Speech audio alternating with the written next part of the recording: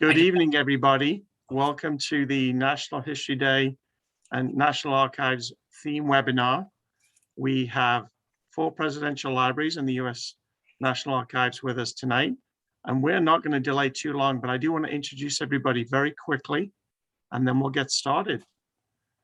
And we've got a lot of participants joining the room, so as we introduce ourselves, that might allow more and more people into the room.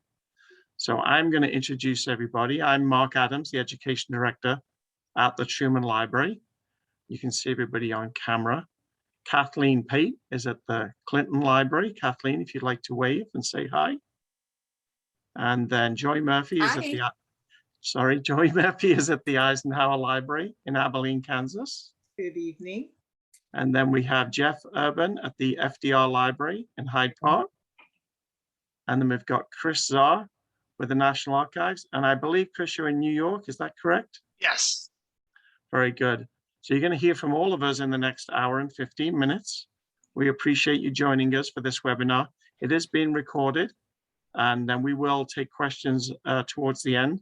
But we've got lots of information to get through related to National History Day theme and the primary sources that all of us have in our individual libraries and archives. We're going to start chronologically with Jeff at the FDR Library. So Jeff, I'm going to turn it over to you. Great. Thank you so much, Mark. Thanks for arranging this. Hello, all you teachers out there, all you History Day students. I'm going to start off because my guy started off the Presidential Library System. So what I'm going to do with my time is tell a little bit of the history of the Presidential Library System, how it is that it came to be, why the folks that you're meeting with tonight are such incredible resources for primary source documentation as it relates to History Day. And then I'm going to share a couple of resources that we have at the FDR Library that you can use there as well. So, you know, the whole idea of History Day is to learn about history, right? And to learn about history using primary sources. And the National Archives, which is our parent organization, if you've ever been to Washington, D.C., you've seen the big stone building. It's got the Declaration, the Constitution, and the Bill of Rights in there, the Charters of Freedom. That is our headquarters. Outside of that, in College Park, Maryland, is a place called A2 Archives 2. That's kind of the secondary headquarters. And then there's, I think, like 39 sites across the country, and the presidential libraries are part of that as well. Now, one of the cool things about the presidential libraries, and there's lots of cool things about them. Number one, of course, is the number of documents, right? The documents that you will have access to, through the National Archives Presidential Library System. But even more important than that are the lovely and wonderful educators who are on this call tonight.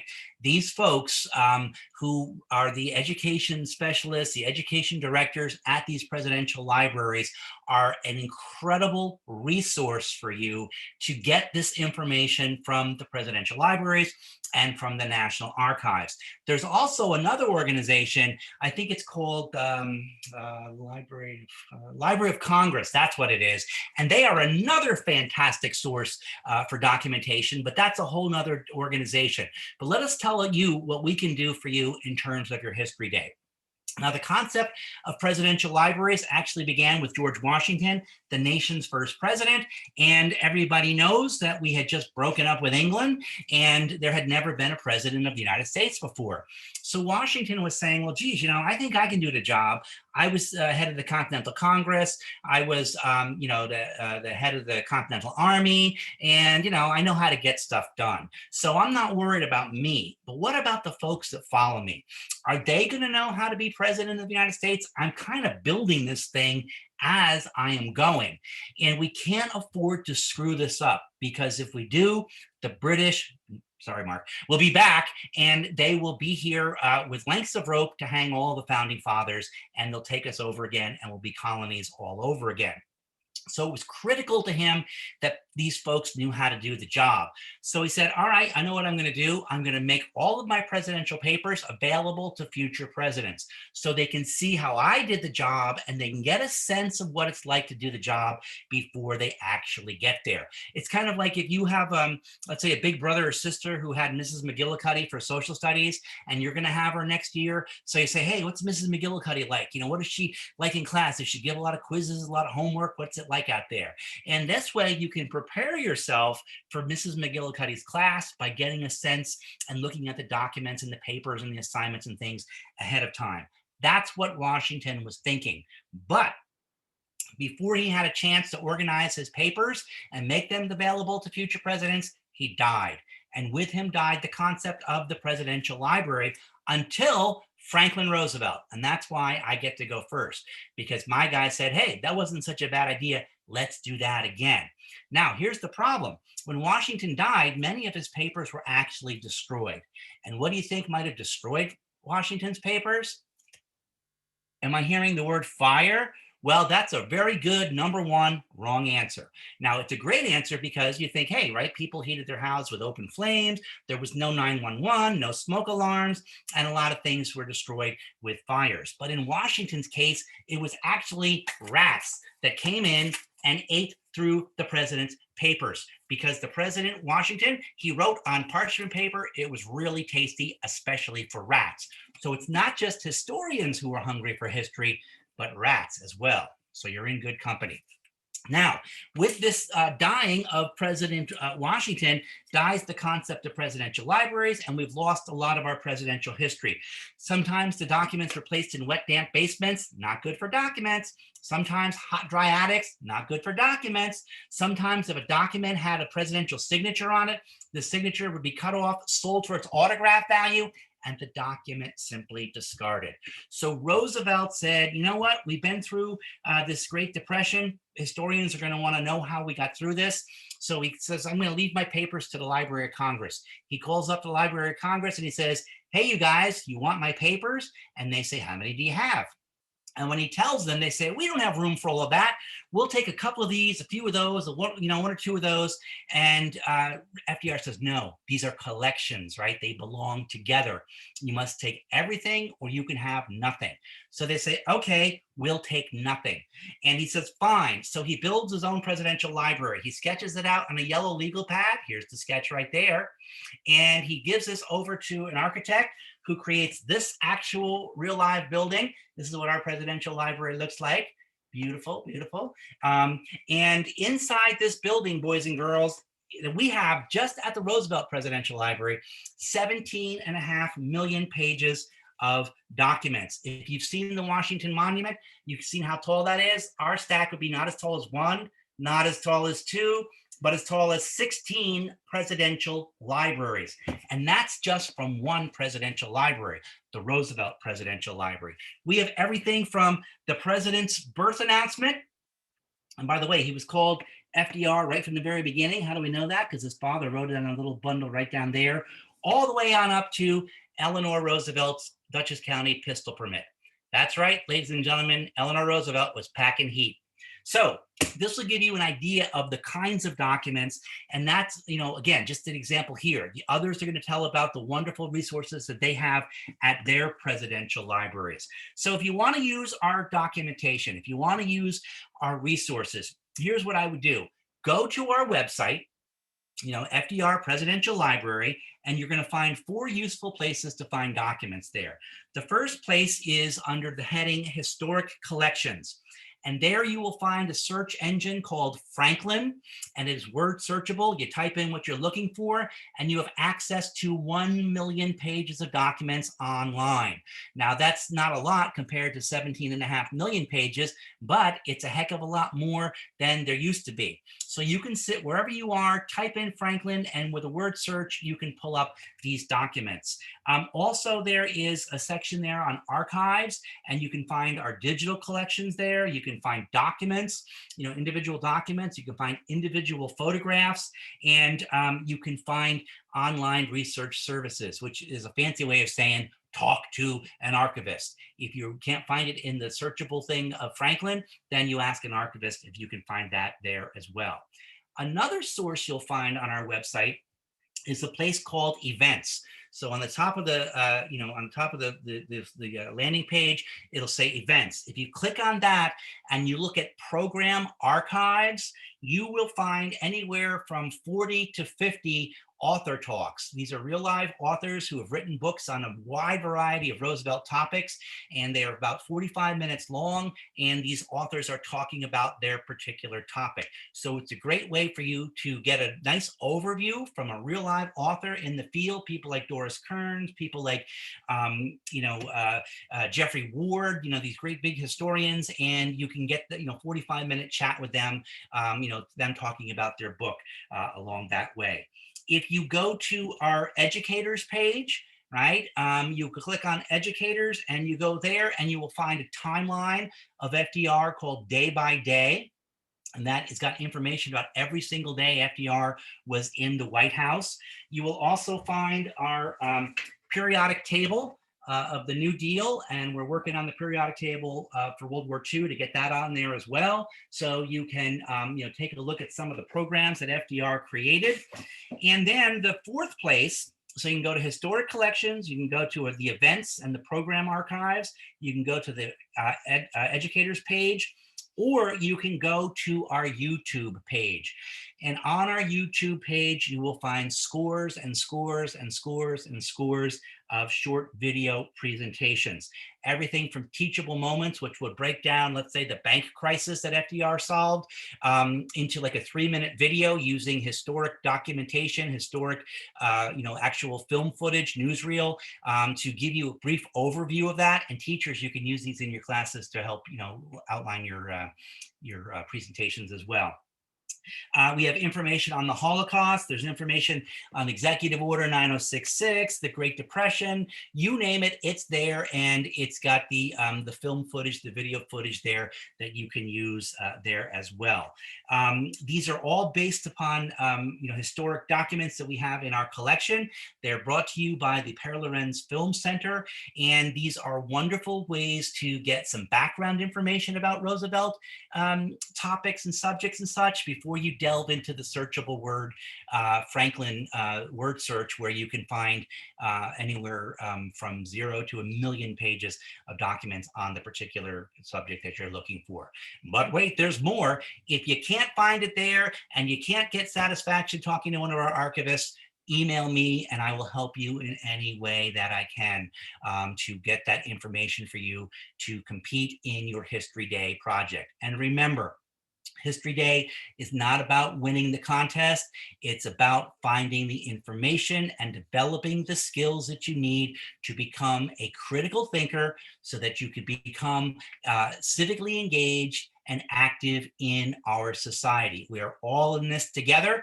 It depends upon you. It depends upon me to be critical thinkers, to learn about history, take those lessons, apply them to our common situation today, and build a better world for ourselves and the people who follow us. Speaking of people who follow us, I will now turn it over to Mark Adams.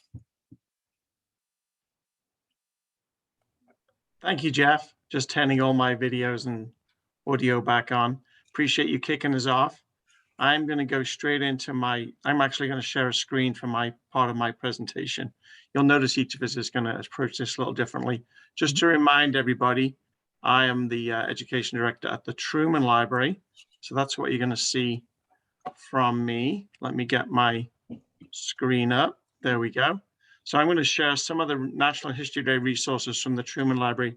And I really wanted to focus actually on this year's History Day theme, which, as you remember, is Frontiers in History, People, Places, Ideas. So the resources I'm going to suggest to everybody tonight are related specifically to the theme, but that doesn't mean that in future years you could always come back and use resources from all of these presidential libraries, really no matter what the theme is. There's resources from all of us. And so just as a reminder, that theme is Frontiers in History, People, Places, Ideas.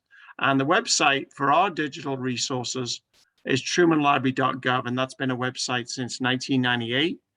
We've been digitizing thousands and thousands of documents, photographs, sound files, movie clips, and I'm going to try and show you some of those tonight, particularly those related to that theme, Frontiers in History, for this year's History Day theme. We happen to coordinate the Kansas City regional competition, so we've got lots of resources on our website about History Day anyway. But let's dig in. Just as a quick reminder for 30 seconds, of what the definition of this year's theme is. And most think of it like a geographical boundary, but then there's also this idea of it's a limit of something. So a limit of what is known about a particular subject, or maybe a limit in terms of achievement, or what is accepted as a status quo in society. So that's the definition I'm using tonight for this year's theme. And I think that's a good way to look at the theme if you're not familiar with it yet. And then I just thought I would give you, first of all, before we look at the resources themselves, just some suggested topics that might relate to President Truman. And so you can see them listed there. And I've kind of listed them categorically through the different types of frontiers. So the Korean War and the 38th parallel may come up as a kind of a geographical or political frontier. The scientific breakthrough of the atomic bomb, social and political frontier with Truman's integration of the military, and in particular, Executive Order 9980 and 9981, which integrated the federal workforce and the US military. The Berlin blockade in 1948 and 49. The Cold War is another example. The Marshall Plan and the Truman Doctrine might be seen as an economic frontier as we changed the way we dealt with an enemy after World War II. The creation of the United Nations and/or NATO, both of those were done during the Truman presidency. And the interesting one I thought I'd put in at the end there is the very first ever war crimes trials in Nuremberg and Tokyo, which is certainly a different way of looking at criminals at the end of a war. So those are just some topic ideas, but where do you find those resources? So that's the next step I'm going to go to, is to show you some of the things that we have on trumanlibrary.org, and then also our YouTube channel as well, which has really exploded in the last 12 months or so. So those are just some of the categories. Online documents, similar to Jeff, we've got thousands and thousands of documents online. We have a whole section of digital photographs, so they're separate than the documents on our website. We do have a series of lesson plans that you might find ideas on, topic ideas, our YouTube channel. And then we also have a specific collection of Truman's letters to his wife, Bess. There's about 1,200 of those, and all of those are digitized. So we've got a few minutes to just show you some of these online documents. I'm going to click on this link and hope that it works, right? So you should be able to see the browser load here. And what you'll notice here, our archives, or particularly our online collection, is organized a little bit differently. And we've actually got topics linked here. So you can see desegregation of the armed forces, Harry Truman and civil rights. We've even got pre-presidency. Truman was a captain in Battery D, so Truman in World War I. Probably the most popular is Truman's decision to drop the atomic bomb. So I'm going to click on that. All of these are laid out the same. You'll see a series of documents, and over on the right, you'll see lesson plans and photographs associated with them. And this particular one has all of these different letters and correspondence and different government communications leading up to the atomic bomb. My favorite document in this collection is a memo from Leslie Groves, who's in the Manhattan Project, and he writes to Henry Stimson, who's the Secretary of War. And you might think, what is this? You know, it's a 14-page document. Well, this is from the very first successful test in New Mexico. And I'm going to cheat. I'm going to go to page 14, which is the last page of this document. And he's describing the very first test of the atomic bomb to the Secretary of War in July of 1945. And on the 14th page, he includes a sketch of the very first atomic bomb, which is pretty powerful to see. So that's an example of some of the things that you can find in all of these online documents. And so they're all under our website, trumanlibrary.org, .gov, excuse me. You go to library collections, online collections, and then you see this list here. And if I go back to the PowerPoint, the digital photographs, again, back to our website, but then you can search the photos, and we've got almost 100,000 photographs online that students can use in their History Day projects. And if there's a particular, search term they want to use. And of course, these are not just the Truman presidency, they cover his entire life. So we have Truman's baby photograph on there, as well as other things related throughout his entire life. Then we've got the lesson plans. I'm going to skip over that one. You're probably all familiar with what lesson plans look like, but I think it's a high priority to show you our YouTube channel because it is the newest piece that we've added to in the last number of months. And usually one of the videos automatically plays. So I'm going to try and click off of that or stop it because this one plays immediately. The one thing I wanted to point out on the YouTube channel is if you go to playlists, then you're going to find things that you might find interesting to what you're looking for. So you might see post-war aid or World War I or campaign films or civil rights or Cold War. And these are not modern day videos. These are Truman himself for the most part. We do have some of our public programs and some of our educational programs and visiting speakers over the last number of years. But many of these, as I scroll down, Truman talking about the recognition of Israel, Korean War silent movie footage, Truman talking about World War II, and so on. So you can dig through the different playlists there to see what you can find. And then the last thing I wanted to show you is Truman's letters. This one, when you get to this link, you have to scroll down some because our archivists like to organize things this particular way. But when you get down past the series description, you'll see all of Truman's letters to his girlfriend and then to his wife, Bess Wallace Truman, from 1910 all the way through 1957. What's amazing about these is not only can you see the letters and, oh my gosh, all that cursive, but then there's transcriptions underneath for every single one of those. And there's about 1,200 of those that you can see online as well. So those are very revealing to Truman's nature and what he's thinking about a particular issue at a particular time. So for example, when he's meeting Stalin at the Potsdam Conference, he tells Bess what he thinks about Stalin or what he thinks about Winston Churchill. So there's a real good insight and true primary source of what he's doing. And so there's my email address that you can use to contact me if you have questions about the Truman Library resources. Again, our website is trumanlibrary.gov. My email is there, mark.adams@nara.gov, and I will pass on to our next presenter, which is Joy from the Eisenhower Library.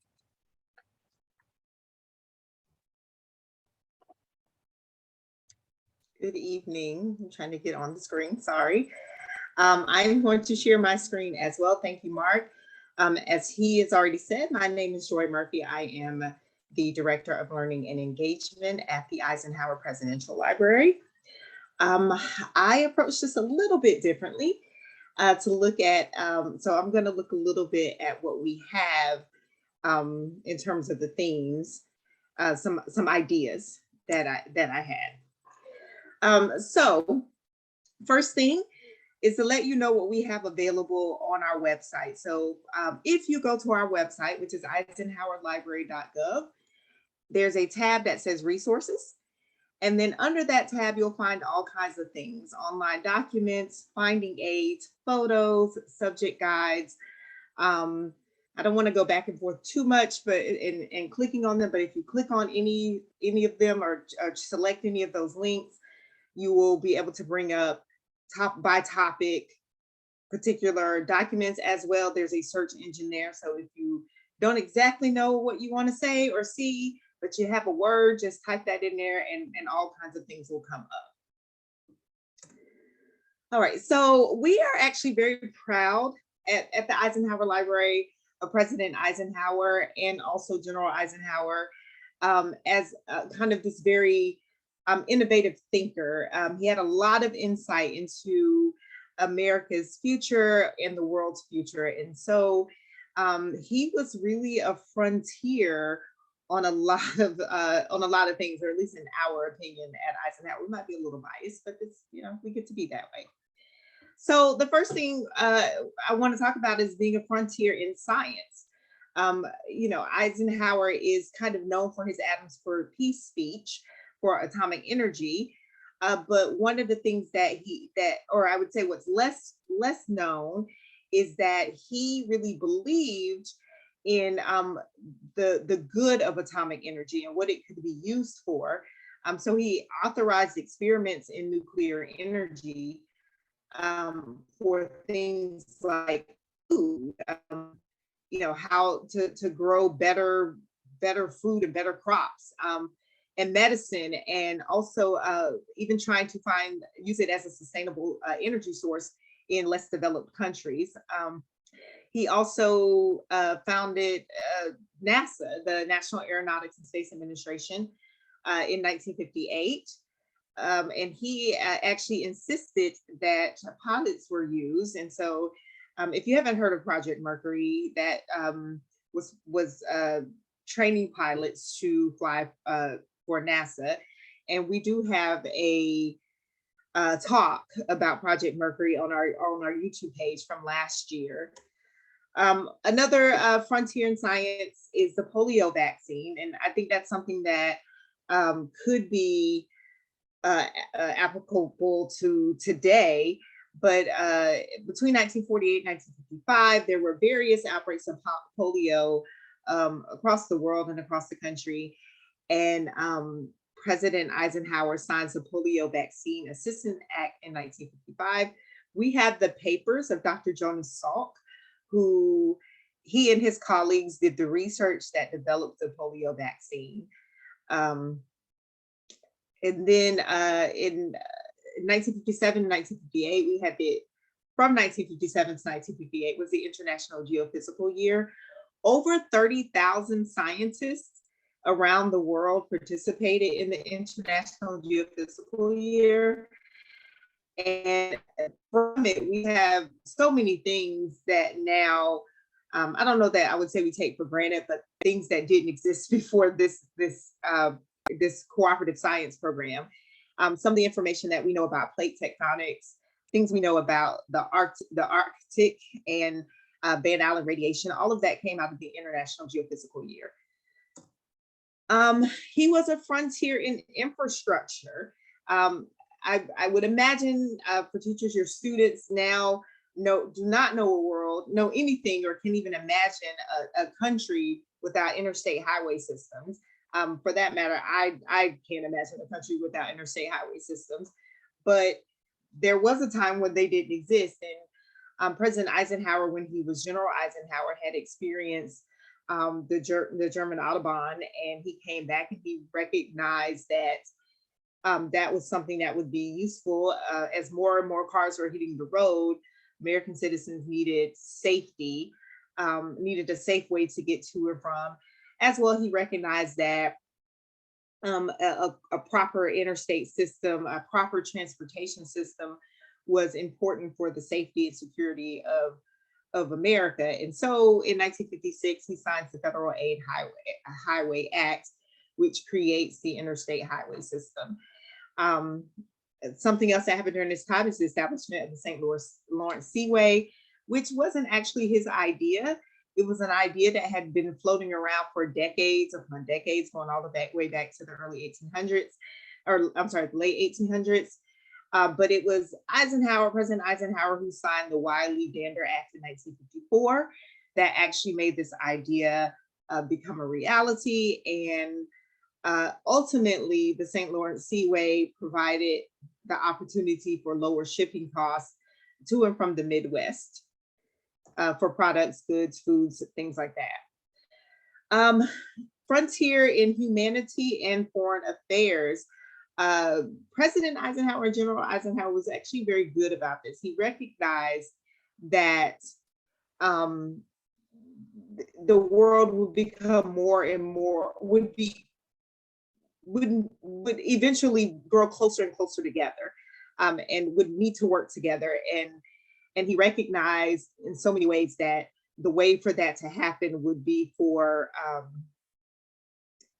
people to get to know each other and understand cultures, the different cultures. And so he established a People to People program in 1956.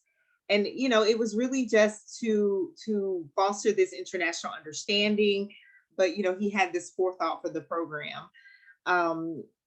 As well, when he was General Eisenhower, he was made Supreme Allied Commander of the Supreme Headquarters Allied Expeditionary Force.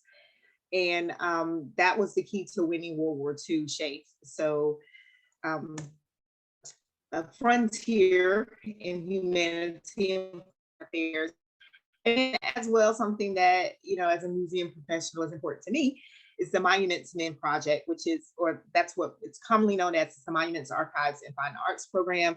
And it was established in 1943. And, you know, it was really important. It was established to protect and repair artwork that was damaged during World War II or during the war, and also return them back to their legitimate owners as best they could. Just, he had the forethought. And then I wanted to throw something in that might be a little thinking outside the box, a little innovative, and that is a frontier in record keeping. We have the entire records collection from Ann Whitman, and Ann Whitman was President Eisenhower's personal secretary all 8 years that he was in the White House, as well as for both of his political campaigns, his presidential campaigns. And then she helped transition him out of the White House before she moved on. But Ann Whitman kept meticulous records. And those records are why we know so much about the Eisenhower presidency. As many documents as we have, and we have a lot of documents, it is Ann Whitman's notes that help us bring them together and tell full stories. She recorded everyone that came, every appointment, even how long they stayed, and what they were meeting for. She kept all of President Eisenhower's doodles. He liked to doodle. And that's even personal notes that he would write. She kept every one of them. So in many ways, we can find out his thought process when he was making decisions, because there are notes that, you know, he just scribbled somewhere that she kept. She also has her own personal notes that she kept as far as like observations she was making, and just her thoughts on some of the things that were going on, the ins and outs. So, you know, I don't know that any presidential secretary prior to Ms. Whitman kept meticulous notes like that, and I don't know that any have kept after. But just the forethought to keep those sorts of records I mean, they're very, as far as history is concerned, you know, they are integral to piecing together or understanding the Eisenhower administration. All right, so, and last for me is how to get in touch with us.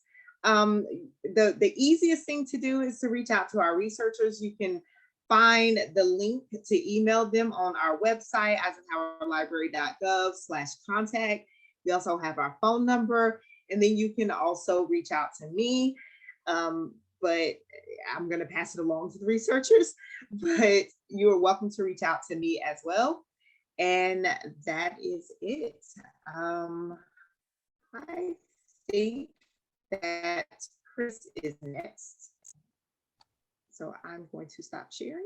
And I pass believe it along. Kathleen is next. Oh, I'm sorry. Kathleen is next. Well, that's okay. We're taking a big leap. We're taking a big jump in terms of timetable, right? Because we've gone in order, right? We went from Roosevelt to Truman to Eisenhower, and then we're going to fast forward to President Clinton. But there's a great connection between President Clinton and President Eisenhower. And I will talk about that in a minute. But first, I want to share my screen with you. All right, let me get that slideshow going. Do you want to start at the beginning or go backwards through the end? Beginning it is. All right, so each of our libraries is a little bit different, and each of our presentations is a little bit different. So I'm going to focus on the digitized records that we have, the things that you can get to without coming to see us. Now, I would love for you to come and see us. We are in Little Rock, Arkansas. Oh, hang on. There we go. And that's our beautiful building right there. It is designed to look like a bridge to the 21st century. Right now, all of those trees are in their fall colors. It's a gorgeous time to visit. So I picked this particular photograph of the interior of the library because it shows these columns. And what you see in those columns is a reminder that a presidential library is both a museum and an archives. And it really is that archival duty or archival responsibility that makes presidential libraries and the National Archives part of what makes our country a democracy. So being able to access the records of our government allows us to hold elected and appointed officials accountable. So we've got that reminder in our museum. So 9 columns on either side, going from the ceiling on the 3rd floor all the way to the floor on the 2nd floor, boxes of documents coming in from either direction. All of the records, all the papers in those boxes only represents 2 to 3% of our collection. So we have over 80 million pages of records. Now, the good news is some of those records have been digitized. So presidential records have to be reviewed, released before they can be shared, reviewed and released before they can be shared with the public. And then recently, so within the last 10 years, we've really started a concerted effort to digitize records. So these numbers are probably a little low. We did kind of hit pause during the pandemic, but 2 million pages, I know we've added to it since I pulled these statistics. So this is what the Clinton Digital Library interface looks like. It's important to note that we have a regular website, which is clintonlibrary.gov, but that our digital library is actually a separate website. So we are going to go there and we're going to see some of the things that you can see there. And I'm going to start by actually clicking on this slide. And let me know in the chat, make sure you guys are looking at Clinton Digital Library. Looking for thumbs up from Mark Adams. That's all I need. All right, so Clinton Digital Library is searchable, right? You could say, hey, I want to think about how the desegregation of Little Rock Central High School, which happened during the Eisenhower administration. Eisenhower federalized, well, he actually sent in federal troops and then federalized the Arkansas National Guard to force Governor Faubus to allow 9 Black students to attend all-white Little Rock Central High School. And at the time, President Clinton was just 11 years old watching it on television. So let's say you want to think about how that impacted his life. You might come here and you might type in Central High, and then it would take quite a while to, it's going to take quite a while to spin out, and you're going to get 20,585 results. So that may not be the best way to approach looking for things in our digital library. So I want to give you some tips on better ways to find what you're looking for. One way is going to be to come over here and browse digitized collections. Now, something fun, and I don't know, it could be the inspiration for your History Day project, or it may be that you come back to this later, but like several other presidential libraries, you can look at the president's daily schedule for every day that he was in office. So let's see, it's 2022. So 25 years ago, it was 1997. Today is October 26th. actually a kind of a special day. Does anybody know what is special about October 26th? Something interesting happened 75 years ago that relates to President Clinton. Panelists, feel free to jump in because I think it's unlikely our students are going to know.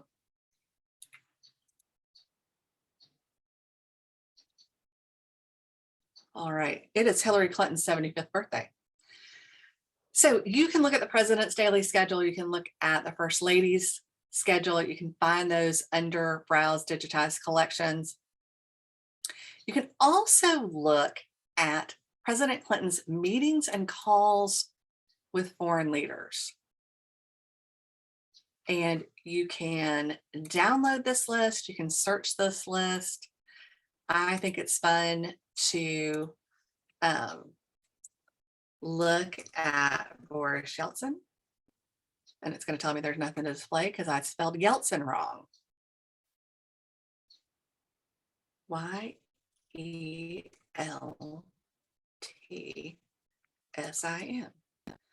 All right, so there's every time that President Clinton talked to Boris Yeltsin, and you can actually look at the transcripts, right? So this is right after President Clinton becomes president, and he's right. So the inauguration's on January 20th, 1993. He's talking to Boris Yeltsin. Boris Yeltsin's like, hey, what's going on?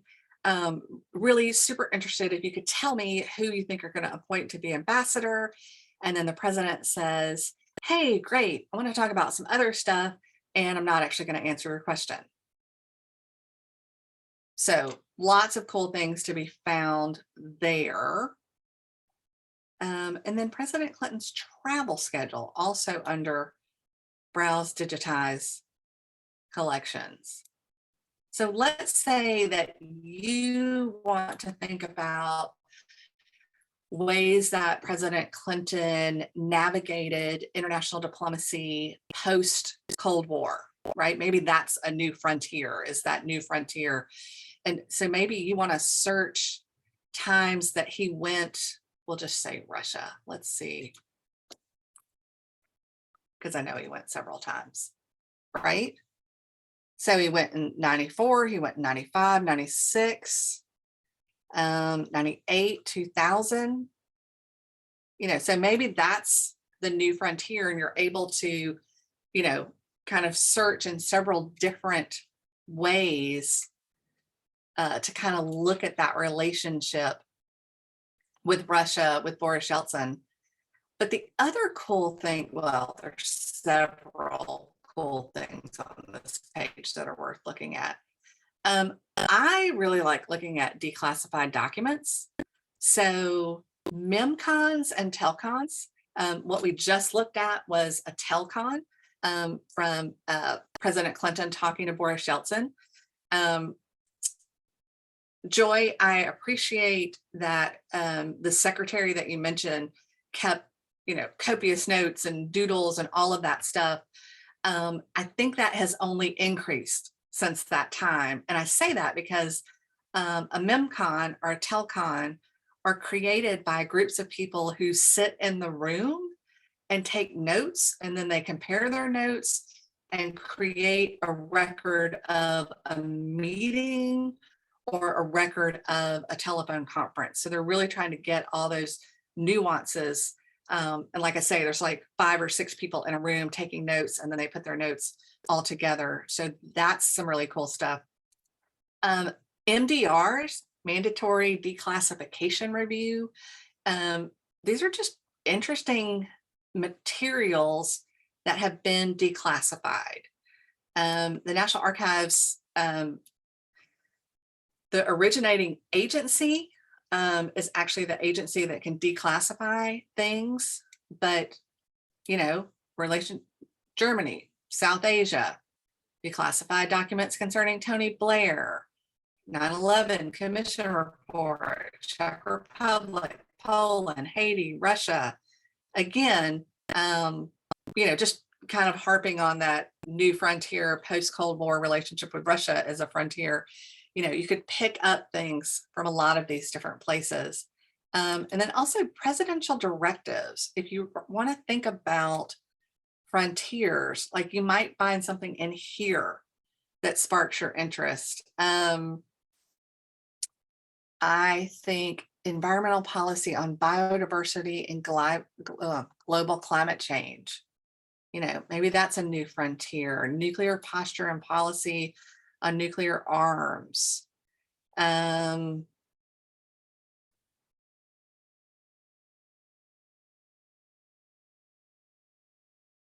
You know, strengthening criminal justice system in support of peace operations and other complex contingencies.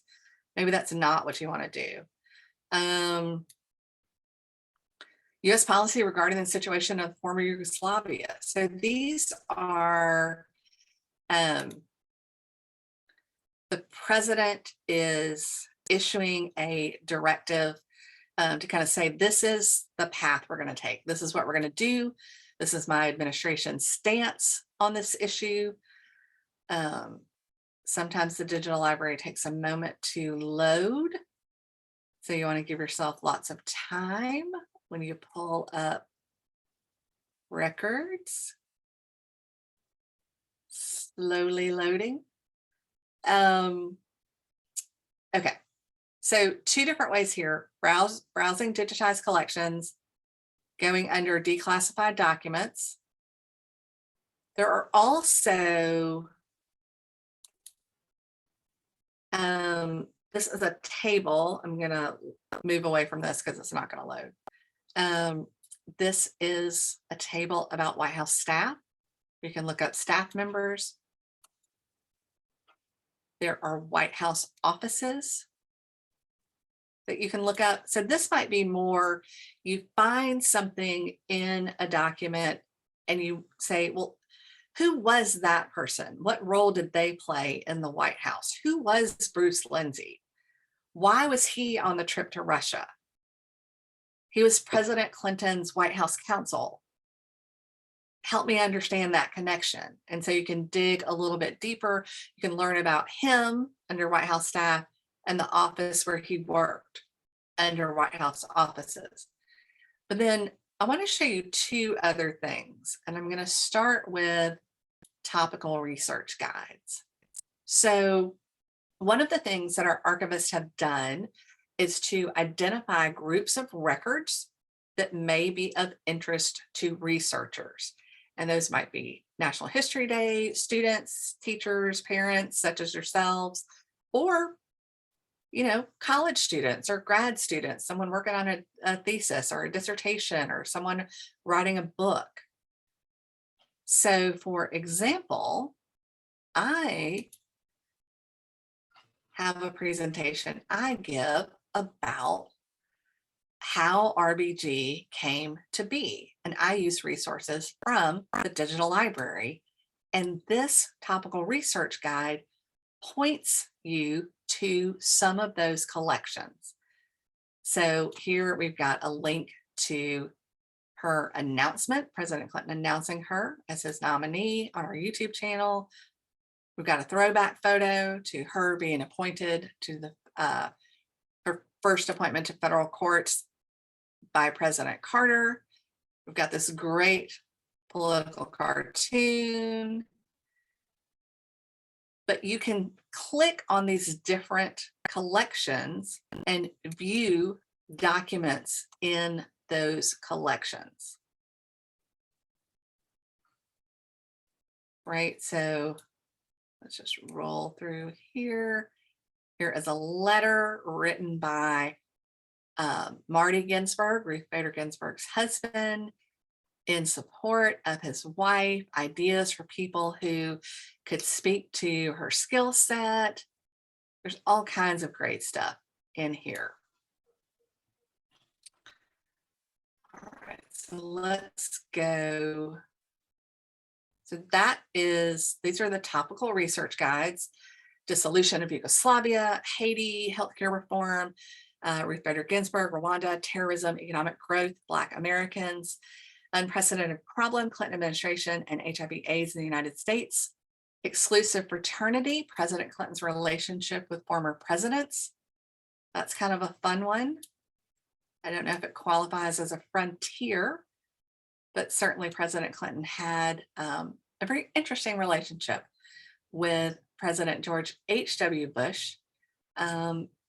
Particularly interesting since President Clinton prevented him from serving a second term. And then last but not least, I want to take you to our digital library exhibits. Digital and library exhibits, well, they're a lot like a History Day exhibit or a History Day website. So they focus on a particular topic. There's a narrative, there are chapters, and it takes you through. And the one I want to focus on tonight is going to bring us full circle to talking about how the desegregation of Little Rock Central High had an impact on President Clinton, right? So this exhibit is not about the desegregation of Little Rock Central High School, but rather about the 40th anniversary.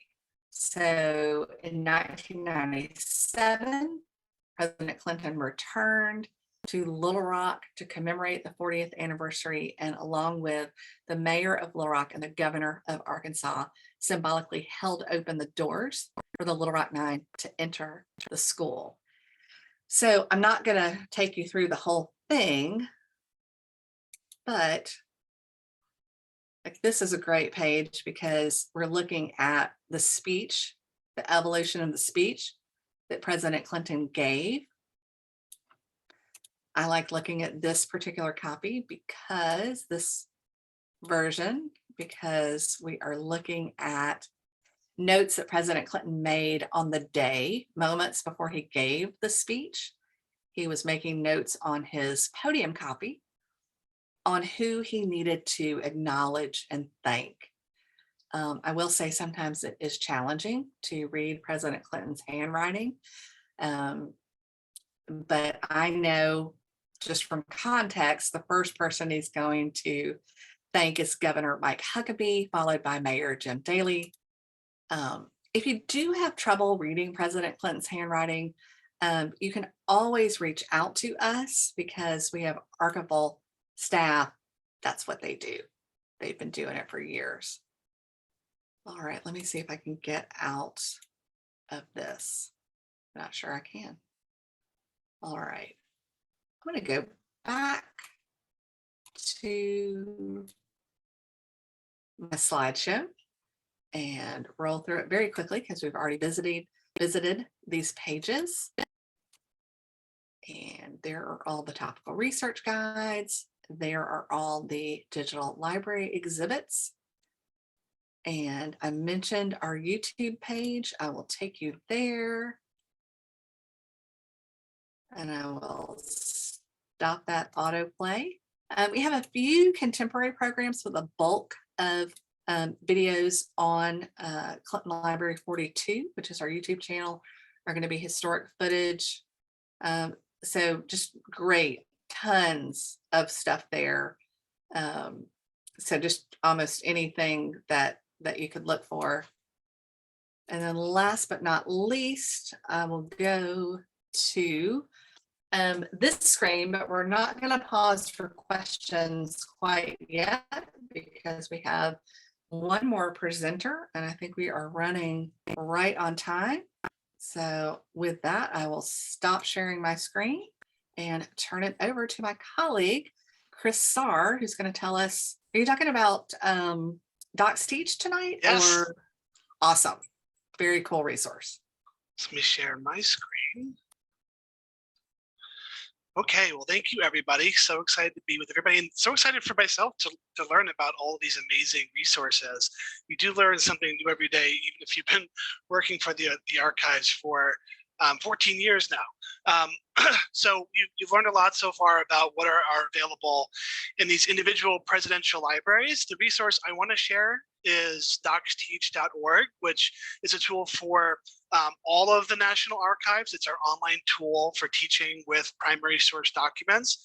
And within this resource, you will find some of the documents we actually have talked about today, though not anywhere near the millions that have been shared.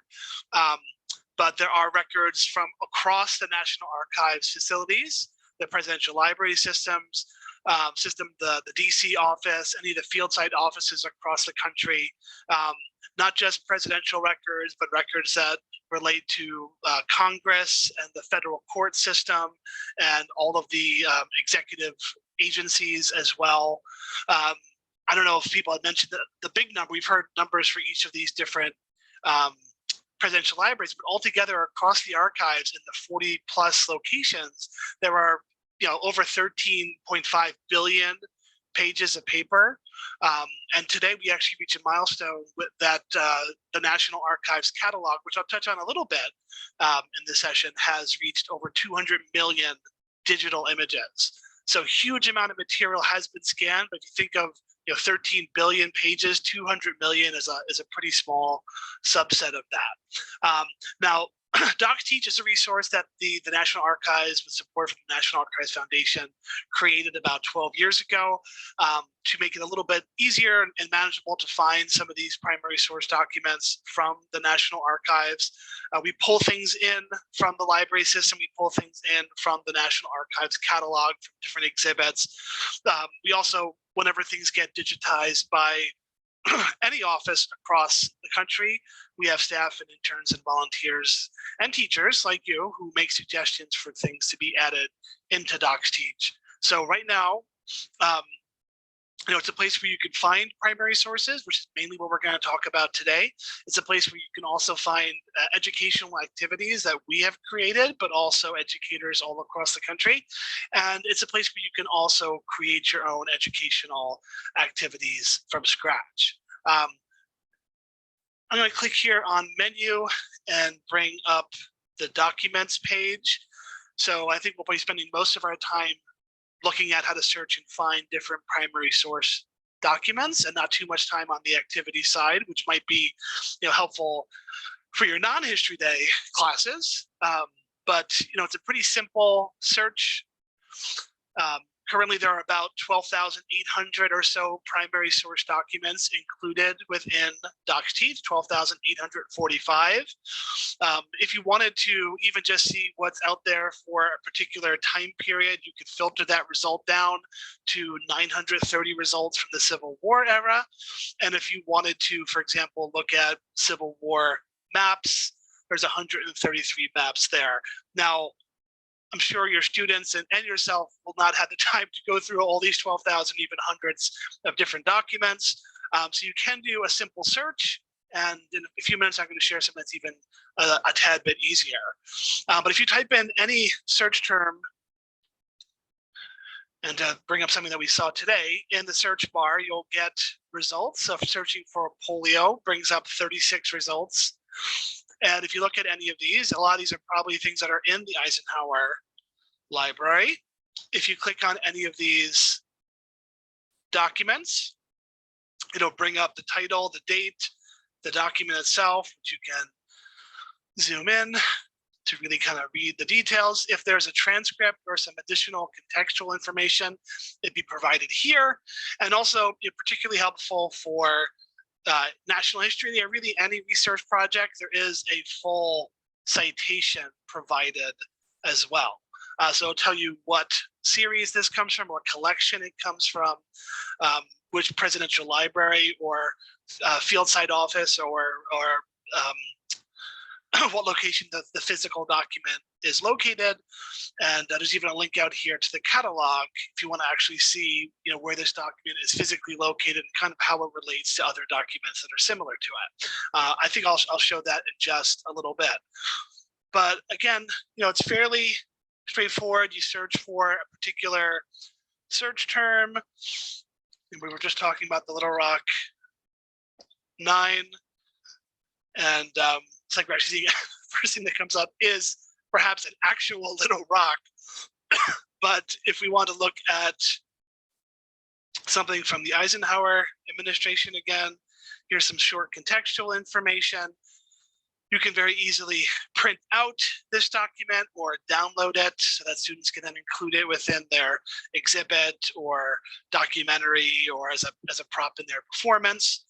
Something else you can do if you have an account, this is something that you can do as a teacher to set up an account. You can then add documents to activities, which I don't think we really focus on, or you could star and add it to folders that you're putting aside for your students to maybe, if you're still in that process where students are discovering primary sources. To be able to unlock these features, you do have to have an account. This is a free resource supported by the National Archives Foundation.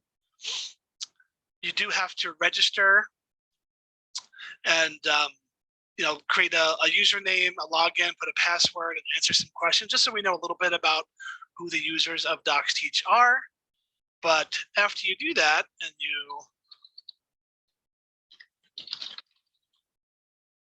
now I'm forgetting what I'm supposed to be putting here. Yeah, there you go. And search for a term. If I now look at any of these results, like this image from the Golden Spike ceremony at Promontory, Utah, as part of the Transcontinental Railroad, these two items are now no longer grayed out. You can see there is some additional information here as well. If I hit star and click on create, I can either create a new folder and put this document in it, or I've already made a folder for National History Day, Frontiers in History. And I'm going to add maybe one more document to it. We go back to my results.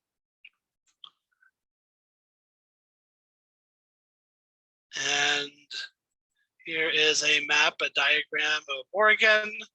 Maybe that's something that your student is looking at or you want them to look at.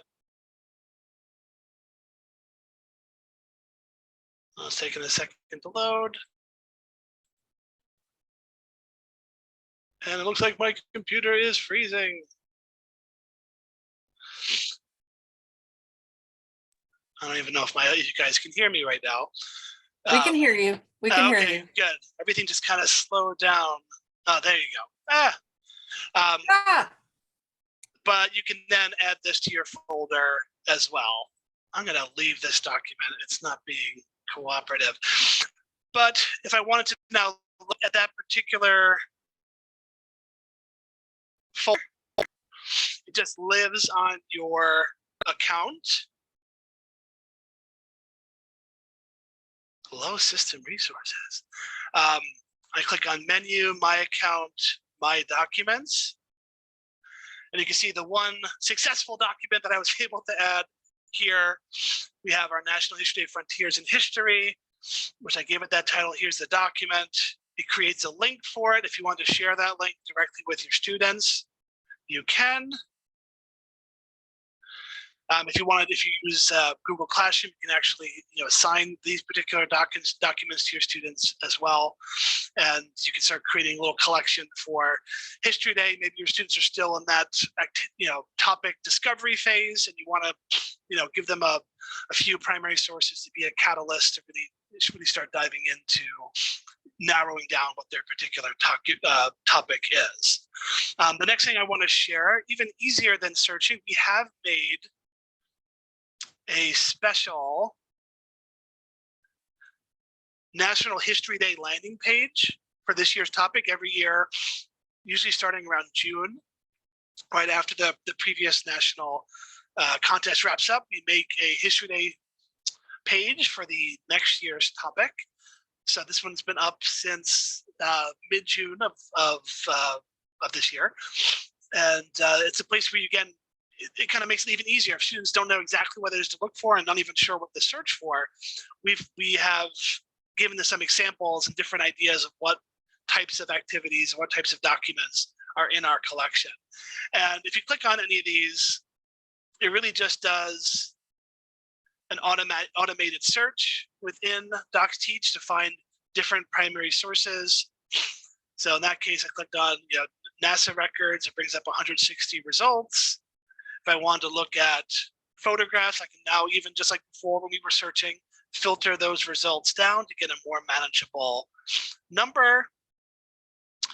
If I click on any of these, it's just like before, you can then see the document. You can print it out, download it, or star it to add it to your collection. And I'm a glutton for punishment, so I'm going to add that, see if that works this time. So you have a full description here, some background information, even what the original description for that particular photograph reads as. I should mention, I kind of mentioned this before, what's cool about DocsTeach too, for most of these documents, these do already exist in the National Archives catalog, which has, as of today, over 200 million images in it. So if you click on the National Archives identifier number, it brings you to the catalog page for that particular document. So you can find out maybe even more about that record. Most of this information is probably on the page itself, but something you could do within the catalog, if your students are doing research for national history or something else, you do see how this particular item is related to another grouping. So if you want to see what file unit it is part of, this is all the Apollo 15 materials, which is part of a series of the Apollo space program. So if you actually wanted to go up and see this particular item and go up to the level above in organization, you go from that one image to see that there are 2,679 images described in the catalog. You can search within that, and in this case, you'll actually see them, I think, based on how these numbers are going up in the order in which these images were taken. You can search within just this collection. So if you were looking for flag, you can see that there are 7 documents that have the flag in it. You can see a farther image of it. And when you're on the catalog page, you can download the image with this little download icon as well. So just something to think about. You might find something in DocsTeach. We're never going to include all 2,600 images from Apollo 15 within it. But if you found something and this was your topic, you can then use this particular document to go from this one image to a bigger series of related documents as well. So those are the main things that you could do on DocsTeach. You can search for these primary source documents. You can explore this landing page. I'm going to drop some links in the chat. I meant to do that a second ago. The last thing I want to share as we wrap up is, sorry, it's being blocked by this bar. If your students are, for this project, they're really kind of for an early time in their academic career, really working with analyzing primary source documents, we do have document analysis sheets for a variety of different types of primary sources. If you're working with younger students, then we have versions that might be more appropriate for them. And I'll click on one here. If you're looking at a historic map, we have a version that we think is more appropriate for young students. It includes some visual details to really kind of drive their attention to it. But regardless of what the format or type of document it is, these analysis sheets go through the same basic steps: meet the document, observe its parts, try to make sense of it, and use it as evidence. Here is the version we think might be more appropriate for older students. There's maybe a little bit higher order questions within it, but essentially it's the same basic steps: meet the map, observe its parts, try to make sense of it, use it as evidence. And you can find this on DocsTeach, or if you just Google National Archives document analysis worksheets, you could do that as well. We do have a digital version of it, a tool within docsteach.org. And there are, on this History Day page that I showed before, in addition to all these particular topics that, it's relatively extensive, but not exhaustive. Obviously, there's way more topics you can pick. There are links here to activities as well, which if you want to see how your students can see a wide variety of different types of primary sources on that same topic, and use a tool to kind of help them navigate those primary source documents, this might be something helpful for that. And this is one that looks at westward expansion and asks students to put primary sources in the correct chronological order. But I won't focus too much time on that because we're running out of time. And I know the main way that people, teachers, students, and the public are going to use DocsTeach is to find primary source documents for this year's theme. So we're at 8:10 right now. I want to thank everybody for their kind attention today. I think we do have a few minutes for questions. I know we've had questions throughout, but if there are any additional questions, let me stop sharing. Thank you, Chris. Yeah, no problem. And we try to handle the questions as we went, but if people still have questions, we got just a few minutes. We still have all of our panelists here. If you've got questions, go ahead and fire away. Any questions you might have, we're happy to answer them. While we wait for people to furiously type the questions, I want to thank Jeff and Kathleen and Joy and Chris for a great team effort tonight. And also remind everybody, we've got the second part of this webinar, same time, same bat channel next Wednesday, 7 Eastern. And we're going to have 4 different presidential libraries. And then Chris gets to do part 2. So, and I'll be here moderating as well, but we will have, I'm not going to name the libraries because I'll get them wrong, but I know we've got Ford, I'm going to try, Nixon, Carter, LBJ. So there we go. We got those 4 next week, along with Chris again. And so we'll do that at the same time. And it does look like we've got a Q&A, a thank you. See, we'll take thank yous as well. We're not proud. We'll take any thank yous and comments. You should be able to access, email me if you want to contact anybody, because I know I sent out the link for the Zoom tonight.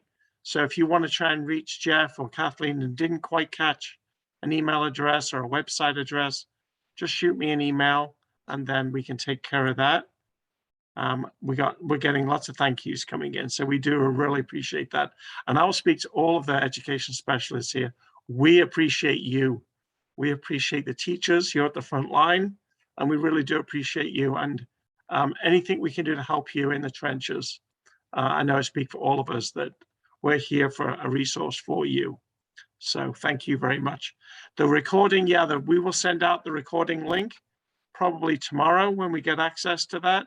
I'll send out the link to everybody that registered, and then you'll get a reminder about next week as well, numerous times, I'm assuming, before next Wednesday. So thank you, everybody. I don't see any questions. I see lots of thank yous, but I'm gonna let everybody go. I might stay on a minute or two. If Hey, people have Mark. questions, go ahead, Kathleen. Do you want us to share our slides with you? Yeah, that'd be great. If you want to share slides, and then I can get them out to everybody that registered. Yep. So we can share out the recordings and we can share out the PowerPoints, because a lot of those PowerPoints have the links directly in them. So that will really help you a lot. So I will get the PowerPoints and the recording out to everybody, most likely tomorrow. So thanks, everybody. That concludes the webinar for tonight, and we'll see you again next Wednesday. Thanks, everybody. night. Bye-bye. Take care.